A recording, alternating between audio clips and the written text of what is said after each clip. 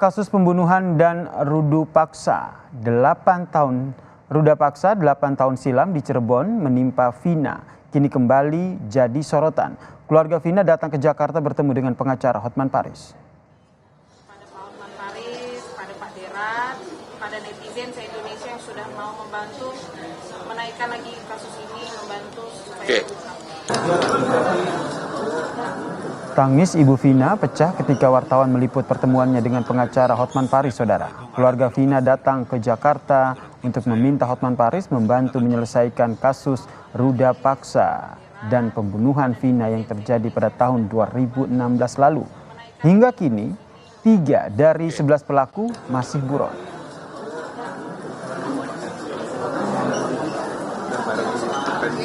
Saya pada saat itu nggak ada di lokasi.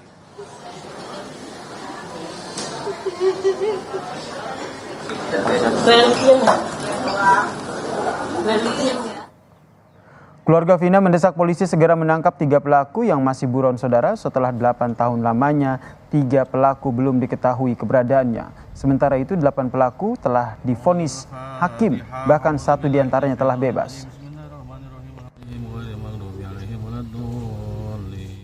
Keluarga pengennya cepet ketangkep lah.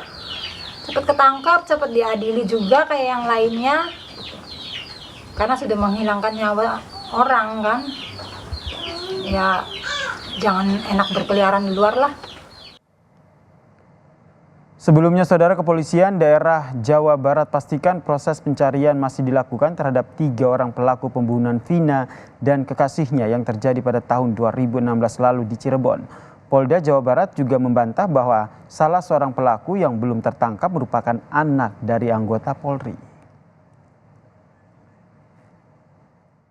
Kami telah melakukan upaya-upaya melakukan pencarian identitas dari 3 orang tersangka yang telah kami keluarkan DPO-nya. Ya, kita ketahui dengan identitas yaitu Saudara Andi, Saudara Dani, Saudara Peggy alias Peron. Jadi untuk 3 orang ini. Kemudian upaya pencarian ini baik pemeriksaan saksi-saksi maupun 8 tersangka yang sudah divonis, ya, yang sudah ada di rutan lembaga pemasyarakatan, itu tidak ada menunjukkan ya identitas asli dari ketiganya. Polda Jawa Barat telah menetapkan 3 orang pelaku pembunuhan Vina dan Eki sebagai buron. Ketiganya adalah Peggy alias Perong, Andi dan juga Dani, warga desa Banjarwangunan, Kecamatan Mundu, Kabupaten Cirebon. Kepala desa setempat langsung menghubungi seluruh RT RW untuk mencari keberadaan pelaku. Di tempat sepi ini ya, Mas? Iya, di sini kejadiannya, Mas. Saya bergerak langsung ke RT RW, nanti saya pass up ke RT RW.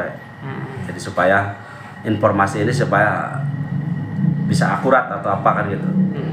Soalnya itu desa Banjarwangunan kan, termasuk Banjarwangunan. Cuma sayangnya nggak ada RT RW-nya. Kalau ada RT RW-nya saya bisa langsung tertuju kan gitu.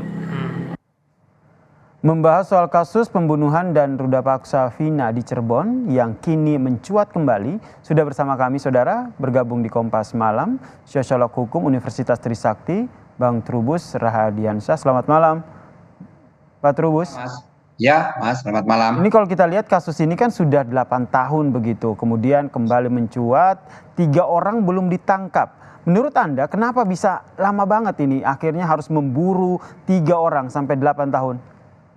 Iya, ini saya melihat memang kekurangan daripada aparat penegak hukum dan kepolisian untuk mencari 3 orang tadi yang selama ini memang menjadi DPO. Sementara kasusnya sudah berlarut-larut karena sudah 8 tahun sehingga kesulitan, dan 3 nama itu belum tentu nama asli, bisa saja itu nama samaran kan gitu. Jadi untuk mencari juga susah. Yang kedua, memang dari mereka yang tertangkap yang sudah divonis itu kan mereka juga enggan menyebutkan sesungguhnya 3 orang itu siapa-siapa, mereka tetap seperti menutupi. Nah, ini kan juga hal yang sangat aneh kemudian kalau dikatakan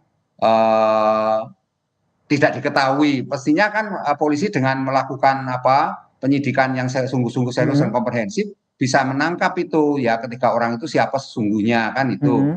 Yang lainnya menurut saya ini memang kenapa pengungkapan ini rame heboh setelah ada film itu gitu ya. Betul. Jadi ini kan bahan film itu sebenarnya kan dibenci masyarakat juga karena menampilkan kekerasan, tidak seperti film Mirna Salihin dulu yang bersifat dokumenter kan. Ini lebih ke ini kekerasan yang dilakukan oleh geng motor dan ini menyebabkan persepsi publik terhadap geng motor kan makin buruk gitu. Karena tidak Padahal semua geng sudah motor ada itu namanya juga begitu ya negatif. Pak Trubus ya.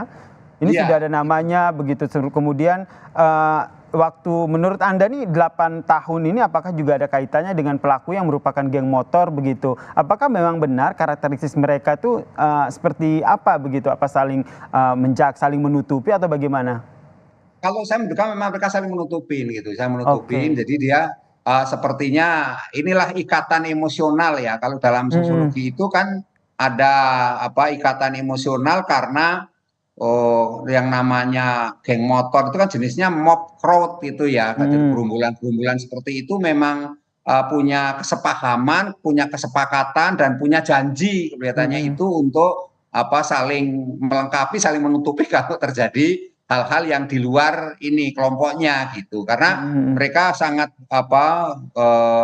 ya katakanlah eksklusif lah ya gitu, eksklusif sehingga hanya mementingkan anggotanya saja. Kalau sudah antara anggota mereka tidak bisa informasi itu keluar dari ini anggota itu sendiri gitu. Tapi Pak Trubus, sederhananya kan ini sebagai orang awam begitu ya, meskipun sudah ditutup-tutupi, tapi masa iya 8 tahun ini cukup lama? Apakah mesti harus viral lagi filmnya akan jadi perbincangan publik lagi sehingga akhirnya kasus ini diusut lagi? Ya harusnya nggak seperti itu, artinya tidak menunggu adanya film, adanya podcast ataupun adanya viral berita-berita itu. Harusnya kan ini memang proses penyidikan yang sifatnya terus-menerus sampai kemudian istilahnya dituntaskan dari 11 orang itu yang diduga melakukan istilahnya kekerasan kan gitu. Jadi tidak ada argumen yang bisa diterima secara publik bahwa akhirnya seolah-olah ini ditutup-tutupi, seolah-olah ini kemudian karena tidak ada pengakuan dari pihak kelompoknya itu kemudian akhirnya seperti ya tenggelam istilahnya itu tertelan dimakan bumi lah dimakan bumi. Jadi beritanya terus hilang. Tapi film ini sendiri menurut saya juga meskipun akhirnya mengangkat persoalan Vina ini ke publik, tetapi kan juga tidak memberikan edukasi kan terkait dengan bagaimana masyarakat melihat adanya persoalan kasus hukum yang masih tidak tuntas begitu ya. Nah, apakah Iya. ini bisa jadi Pak Trubus, apakah ini bisa jadi bisa dikatakan pressure tersendiri begitu buat aparat kepolisian, terlebih pihak keluarga juga sudah bertemu dengan kuasa hukum begitu Hotman Paris sehingga bisa menjamin bahwa kasus ini akan diusut tuntas dengan menangkap 3 pelaku yang sudah 8 tahun nih. Sekali lagi saya ingat 8 tahun ini tidak tertangkap. Ya, kalau saya melihat ini sudah ada paling tidak ya pressure yang kuat lah setidaknya dari publik ya, karena banyak sekali publik sangat prihatin dan berharap sekali segera terungkap karena kalau tidak nanti ini akan menjadi potret buruk kan, artinya menjadi contoh bagi generasi berikutnya kalau ada kekerasan-kekerasan yang bisa ditutup-tutupi gitu, artinya tidak terjangkau oleh hukum. Yang kedua saya melihat memang ini semua ya perlu kolaborasi sinergitas ya antara masyarakat, karena masyarakat yang tahu sesungguhnya harus menginformasikan kepada aparat. Dan saya yakin aparat akan bekerja keras untuk mengungkap ini semua dan tidak akan ada istilah ditutup-tutupi atau tidak ada sesuatu yang ini. Cuman butuh proses waktu, Mas. Proses waktunya ini yang harus kita hargai dan bagaimanapun juga pengacara harus secara tim hukum itu harus secara kerja keras untuk mengungkap itu semua dalam arti membantu aparat penegak hukum di dalam mengungkap 3 orang itu yang sampai hari masih diduga berkeliaran gitu. Baik, tidak hanya polisi namun kita sebagai masyarakat juga ikut berperan begitu memberikan informasi terkait dengan keberadaan 3 pelaku yang hingga saat ini masih dikejar oleh polisi. Terima kasih Sosiolog Hukum Universitas Trisakti Pak Trubus Rardiansyah telah bergabung bersama kami di Kompas Malam. Salam sehat.